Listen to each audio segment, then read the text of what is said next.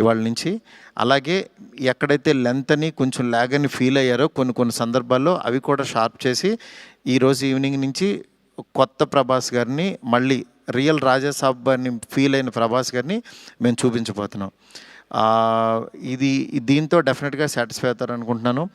ఈ పండగ అన్ని సినిమాలు బాగా ఆడాలి.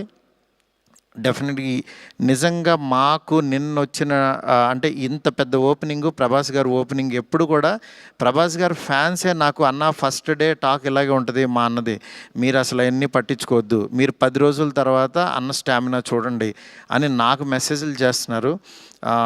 అందుకని నేను చాలా హ్యాపీగా ఫీల్ అవుతున్నాను.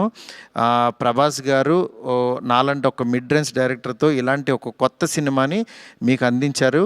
అందించిన ఈ సినిమాని మీరందరూ యాక్సెప్ట్ చేసి ముందుకు తీసుకెళ్తున్నందుకు నాకు చాలా చాలా హ్యాపీగా ఉంది.